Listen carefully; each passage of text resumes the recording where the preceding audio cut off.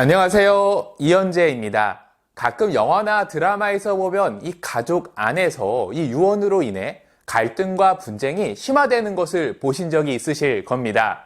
그런데 이것이 영화나 드라마에서가 아닌 현실에서도 이 상속 관련 이 가족들과 분쟁이 많이 일어나고 있는데요. 갈등이 해결되지 못해서 범죄 사건으로 번지는 경우도 많습니다. 이 부모님이 이 평생 동안 성실히 일군 재산을 이 상속받으면 자식으로서 너무나 감사한 일입니다. 하지만 상속 분쟁이 생기고 법정에까지 선 가족들을 보며 이 부모가 재산을 남긴 것이 과연 좋기만 한 일인지 의문까지 드는데요. 그래서 이런 분쟁들을 막기 위해서 바람직한 상속 계획은 필요하겠죠. 어찌됐든 간에 부모님 입장에서는 이 한 번이라도 손이 더 가는 자녀나 이 조금이라도 더 물려주고 싶은 자녀가 존재할 것입니다. 때로는 이 자녀에게 재산을 물려주고 싶지 않을 수도 있겠죠. 부모가 소유하고 있는 재산에 대해서 이 스스로의 의사에 따라 처분할 수 있는 자유가 있기 때문에 이 유언을 통해서 주고 싶은 사람에게 더 많은 재산을 주게 됩니다. 하지만 우리나라의 상속법에는 유류분이라는 강력한 브레이크가 있습니다. 간단히 말해서 아무리 미운 자녀라도 조금은 물려주라는 취지로 만들어진 제도죠. 불효를 일삼는 망나니 같은 자식에게 이 소중한 재산을 물려주고 싶지 않은데도 법에서 강제해서 물려주라고 하니까 이 난감할 수밖에 없습니다.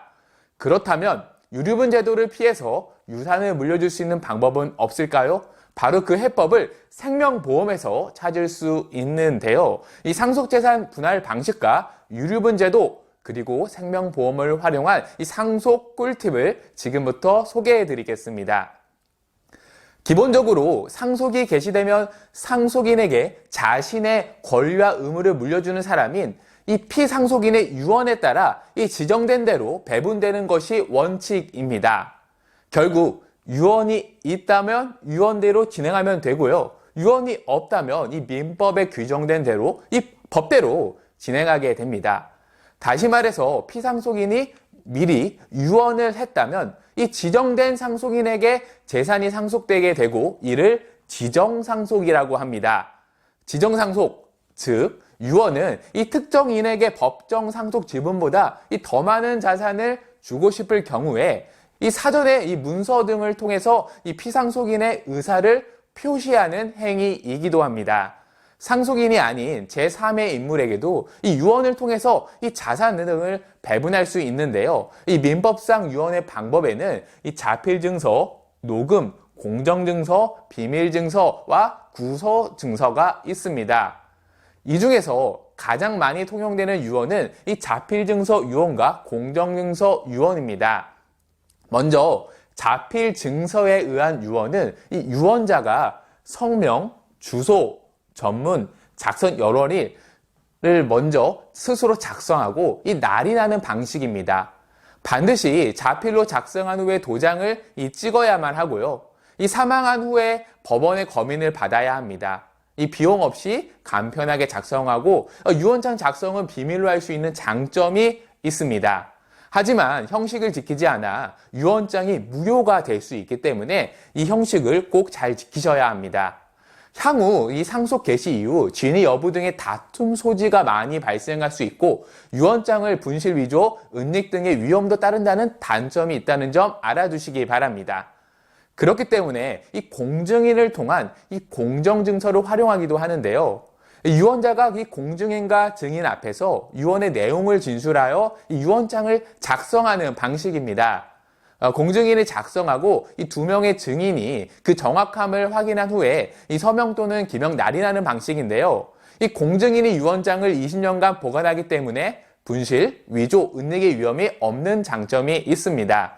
하지만 이 비용이 많이 발생하고 유언의 존재나 내용이 이 사전에 공개됩니다. 미리 공개되기 때문에 이 상속인들 간의 분란이 다른 유언 방법에 비해서 상대적으로 적은 이 확실한 방법이기도 하죠. 이 밖에 녹음에 의한 유언은 유언자의 유언 내용 구술과 증인의 확인 구술로 이루어지게 됩니다.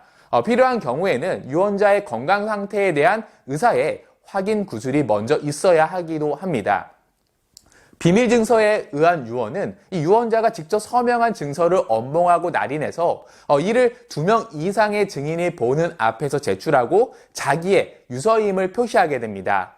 그리고 그 봉서 표면에 제출 여론일을 기재하고 유언자와 이 증인이 이 각자 서명 또는 기명 날인하게 됩니다.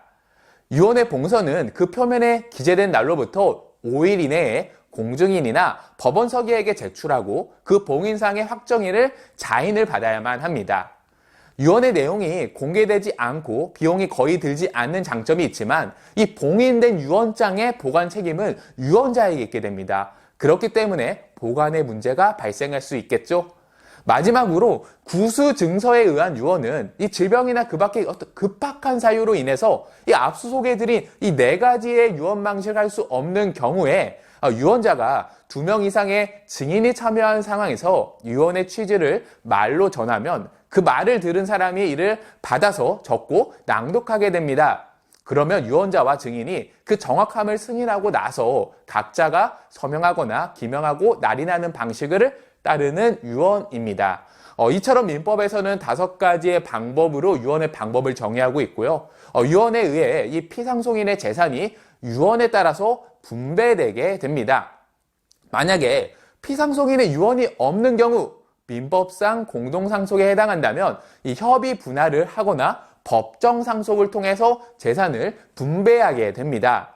가장 먼저 상속인들 간 협의에 따라 재산을 분할할 수 있는데요. 이를 협의 분할이라고 합니다. 이 협의 분할은 이 공동상속인 전원의 협의에 따라 분할하게 됩니다.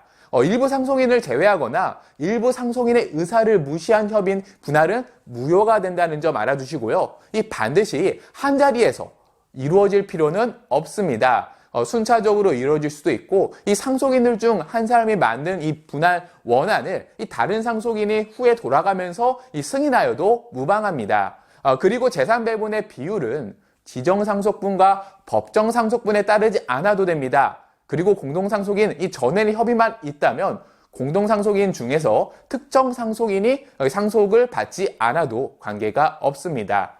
그런데 이 상속인들 간 협의가 원만히 이루어지지 못하는 경우도 발생할 수 있겠죠. 이때에는 이 법에 따라 재산을 분배하게 되는데요. 민법에서 규정하는 법정 상속이 이루어지게 됩니다. 지금부터 한 사례를 소개해 드리겠습니다. 어느 날 아버지가 이 교통사고로 상속재산 이 3억 원을 남기게 되었습니다. 피상속인에 해당하는 아버지의 재산 3억 원을 상속받을 수 있는 상속인은 이 자녀 3명뿐인데요. 이 상속재산에 대해서 자녀들은 민법상 상속 1순위에 해당하고요. 3억 원에 대해서 법정상속분은 각각 1억 원씩입니다. 그런데 아버지는 상속재산 3억 원을 아들에게 주기 위해서 미리 유언장을 작성했던 것입니다. 이 경우 유언에 의해서 이 3억 원 모두 아들에게 상속되게 되는데요. 그렇다면 이 첫째 딸과 막내 딸 입장에서 기분이 좋지 않겠죠. 10손가락 깨물어 안 아픈 손가락 없다고 하는데 특정 자녀에게 좀 더 주고 싶은 이 부모 마음이 이해 못할 것 맛은 아닙니다. 부모 역시 사람이니까요. 하지만 이 특정 자녀에게만 상속을 더 해주더라도 이 다른 상속인들은 걱정하지 않으셔도 됩니다. 바로 유류분 제도가 있기 때문인데요. 이 피상속인의 의사에 해당하는 유언과 무관하게 이 상속인이 받을 수 있는 최소한의 유산 비율인 유류분을 받을 수 있도록 의무화한 제도입니다. 쉽게 말해서 유언 내용을 이 무한대로 인정하게 해주면 문제가 발생할 수 있습니다. 앞선 예시처럼 한 푼도 받지 못하는 상속인이 생기거나 혹은 특정 상속인에게 이 너무 많은 재산이 배분될 수 있는 거죠. 이런 문제를 방지하기 위해서 우리나라 민법에서는 1979년부터 유류분 제도를 도입하게 된 것입니다. 특정인에게 유산이 너무 몰려 나머지 가족들의 어떤 생계가 어려울 수 있다는 취지에서 만들어진 제도죠. 다시 말해서 모든 상속인이 이 최소한으로 재산을 상속받을 수 있도록 이 장치를 둔 것입니다. 상속인별 최소한에 받을 수 있는 지분율은 민법 제1112조에 나와 있는데요. 이 조항에서 직계 비속에 해당하는 자녀, 손자, 증손자 등은 이 법정 상속분의 2분의 1을 받습니다. 배우자의 경우도 법정 상속분의 2분의 1을 받게 되고요. 부모, 조부모 등의 직계 존속이나 형제 자매의 경우 이 법정 상속분의 3분의 1을 받게 됩니다. 다만 우선순위 상속인에 해당하지 않는 사람은 이런 유류분 규정에도 불구하고 상속재산을 받을 수 없습니다. 예를 들어 상속인으로 자녀, 배우자, 그리고 부모, 형제, 자매 모두 있는 경우 이 법정 상속순위 1순위에 해당하는 자녀와 배우자에게 자산이 모두 배분되더라도 상속순위가 2순위인 직계존속에 해당하는 부모, 3순위에 해당하는 형제, 자매는 이 자신의 유류분을 주장할 수 없게 되는 것입니다. 유류분을 산정하려면 먼저 그 기초가 되는 재산의 범위를 지정해야 합니다.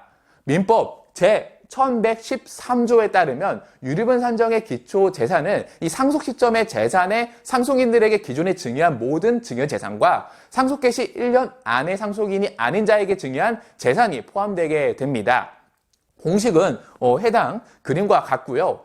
이는 공식에 불과하고 세부적인 내용은 각 사안에 따라 달라질 수 있습니다. 실제 유류분 문제가 발생한 경우에는 반드시 전문가와 상의하셔야겠죠. 자, 그렇기 때문에 이 앞선 예시를 다시 살펴보면 이 유언에 의해서 아들에게 3억 원 모두를 상속하려고 했지만 이 첫째 딸과 막내 딸이 법정 상속분의 2분의 1인 유류분 5천만 원을 반환해 줄 것을 청구할 수 있습니다. 유류분 청구는 반드시 이 상속이 개시되어야 할 수 있습니다. 상속 개시를 안 날로부터 1년 이내에 청구해야 합니다. 다만 피상속인이 돌아가실 때는 이 사전 증여 사실을 몰랐다가 나중에 그 사실을 알게 된 경우에 그 증여 사실 안 날로부터 1년 이내에 청구할 수도 있습니다. 이 청구 또한 상속 개시일부터 10년이 지나면 할 수 없다는 점 알아두시기 바랍니다. 그런데 만약에 아버지가 유언으로 아들에게 3억 원을 모두 상속해 주려고 했던 이유가 있었다면 이 유류분 제도가 좋은 제도일까요?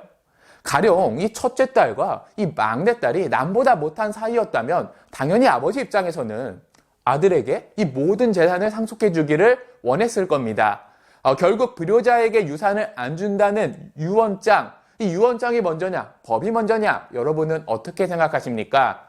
법이 우선이기 때문에 결국 불효자에게도 재산을 물려주게 되는데요. 어떻게 보면 상속 과정에서 약자를 보호하기 위한 유류분 제도의 모순적인 모습인 것 같습니다. 모두 다 그런 것은 아니겠지만 이 못된 불효자들에게 악용이 되어서 이 부모가 만들어낸 재산에 대해서 이 무조건 권리가 있는 것처럼 악용되기도 한다는 것입니다. 결국 앞선 사례에서 첫째와 막내딸은 인연을 끊고 살았기 때문에 아버지 입장에서 부양 의무를 다한 둘째에게 모든 재산을 상속해 주기를 원했지만 이 소식을 딸들이 알게 되었다면 유류분 청구 반환 소송을 진행하겠죠. 5천만 원은 적은 돈이 아니니까요. 그리고 상속 재산이 더 많다면 무조건 소송을 진행하게 될 것입니다.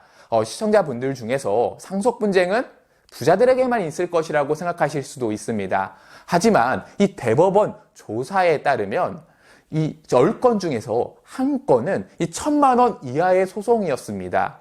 5천만 원 이하의 소송은 이 2건 중에 한 건으로 일반 서민들의 상속 분쟁의 비중이 높은데요. 특히나 이 최근 상속의 문제가 불거지는 이유는 이 저성장 사회가 되니까 재산을 이 차곡차곡 추적하기가 어려워졌고 그러다 보니 앞으로 돈을 버는 것보다 물려받는 것에 대한 관심이 더 커진 셈입니다.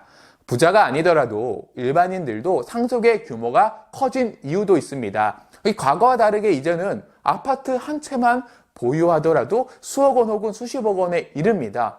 지난 10년간의 부동산 통계 자료를 갖고 왔는데 부동산 가격이 서울 같은 경우는 2배 이상이 올랐기 때문이죠. 이 치솟는 부동산 가격으로 이 상속재산은 앞으로 계속 커질 수밖에 없을 것 같습니다.